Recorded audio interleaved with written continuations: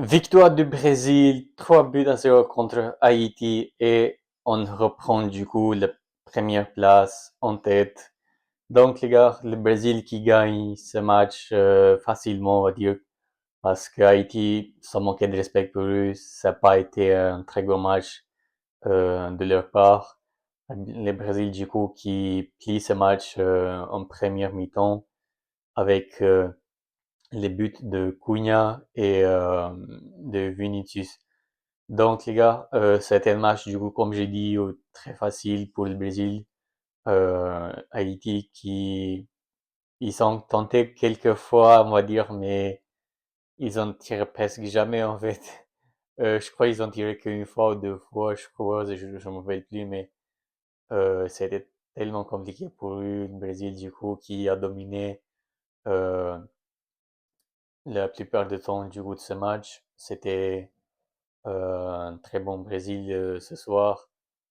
Donc, on a vu des changements. Donc, parce qu'Ancelotti, en plus, il avait dit qu'il va y avoir des changements. Enfin, des changements, je sais pas qu'il y avait beaucoup quand même, mais il y avait Cunha, du coup, qui a commencé titulaire. Et il y avait Danilo aussi à la place de l'autre latéraux, mais je sais plus comment il s'appelle.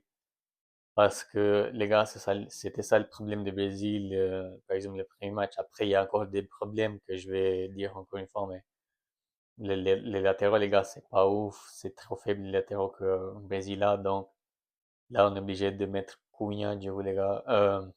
Cunha.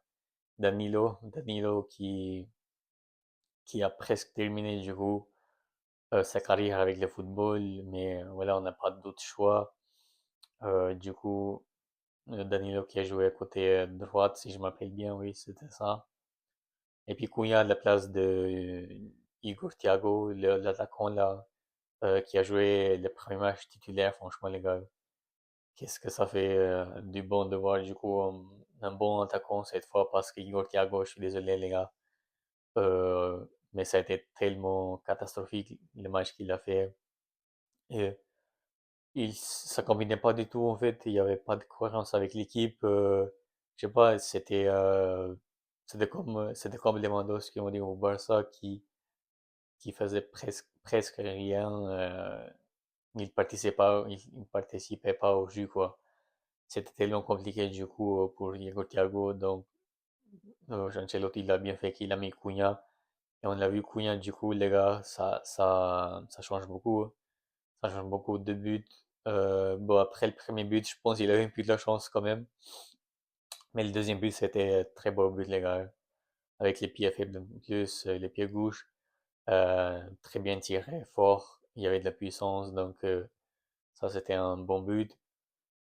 Donc, j'espère que Ancelotti va continuer comme ça avec Cunha en attaque. Euh, Après, on a Vinicius aussi qui a fait un beau match, buteur et passe décisive ce soir. Un très beau match par Vinicius. Il a marqué du coup le beau but. Je crois que c'était Paqueta qui avait donné la passe décisive du coup sur Vinicius. Et après, il marque un beau but, c'était pas mal. C'était un peu facile, mais bon. Donc, après, les mauvaises nouvelles sur ce match, du coup, c'était Rafinha, les gars. Rafinha, ça commence à m'inquiéter un peu. Là, aujourd'hui, du coup, ils vont faire des tests pour voir un peu, du coup, la situation, s'il peut être de retour ou pas. Mais franchement, Rafinha, les gars, en fait, là, je m'inquiète. Pas que pour le Brésil, mais je m'inquiète un peu aussi pour le Barça, les gars. Parce que là, est-ce que en fait Rafinha là, je me pose juste la question, est-ce que Rafinha là, il est pas dans une phase maintenant où il va commencer à se blesser, les gars? Parce que c'est inquiétant quand même. Ça fait combien de fois cette saison qu'il se blesse? Ça fait trois, quatre fois quelque chose comme ça, les gars. C'est un peu inquiétant quand même. C'est plus le Rafinha de la saison dernière, je suis désolé. Je sais pas qu'est-ce qui se passe avec Rafinha en ce moment, mais là, je m'inquiète, je me pose la question, quoi, qu'est-ce qui se passe en fait? Comment c'est possible que maintenant il commence à se blesser? Parce que peut-être là, comme j'ai dit, il est dans une phase où il va se blesser souvent avec l'âge, peut-être là aussi. Je sais pas, il a quel âge, les gars? Je pense 30, quelque chose comme ça, dites-moi en commentaire. Mais voilà, ça commence à être compliqué, là, je trouve. Il se blesse souvent maintenant. Après, le match de Rafinha, bon, sinon le match de Rafinha, c'était pas ouf, mais je sais pas. Je sais pas parce que Rafinha, bon, les gars, d'un côté, j'ai envie de dire que Rafinha, malgré la très bonne saison qu'il a fait la saison dernière, Rafinha, il a toujours ce côté-là, il me déçoit chaque fois, presque, parce que quand il a le ballon, chaque fois, en fait, j'ai peur qu'il va le perdre. Vous voyez, c'est pas un joueur qui sait garder le ballon très bien. C'est pas un dribbleur, c'est pas par exemple comme Vini, qui Vinicius, c'est un joueur qui perd pas facilement le ballon. Vous voyez ce que je veux dire? Les minimal et tout, c'est pas un très bon dribbleur au final. C'est pour ça que chaque fois il me déçoit un peu. Donc, il a marqué aussi un but, mais il était hors jeu. Franchement, il y avait tellement de jeu sur ce match, les gars, j'en avais marre. Euh, donc voilà, on espère que tout va bien pour Rafinha. Ça dépend maintenant comment les tests vont se passer et tout. C'est à voir.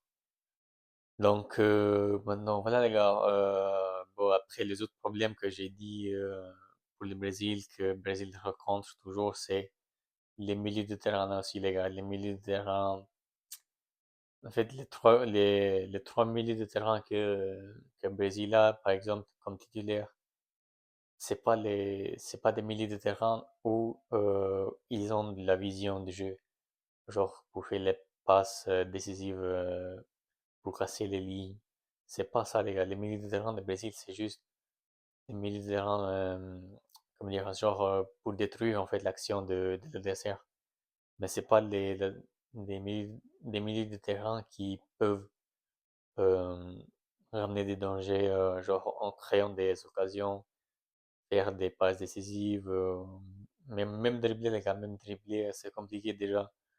Donc, par exemple, Paqueta avec la passe décisive qu'il a eu, c'est ça qu'on veut voir, mais malheureusement, c'est très rare que on peut voir du coup chez Brésil avec ces milieux de terrain-là. Et c'est inquiétant parce que tu peux pas aller loin. Comme ça, les gars, je suis désolé, mais là, le Brésil ne peut pas aller loin avec des milliers de terrains comme ça. C'est pas possible à mon avis, hein. C'est pas possible. Donc voilà les gars.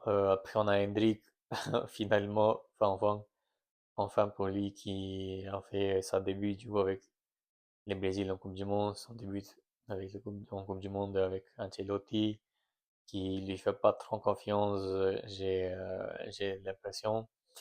Bon, il a joué après, bon, c'était pas ouf quand même parce que le Brésil, ils avaient déjà plié le match et tout. Le Brésil ne voulait pas trop forcer pour pas dépenser trop de l'énergie. Mais sinon, voilà. Hendrik, il a marqué quand même un but, mais encore une fois, il y avait hors-jeu. Après, il y a eu Ryan, du coup, à la place de Rafinha, les gars, euh, parce que j'ai oublié à dire.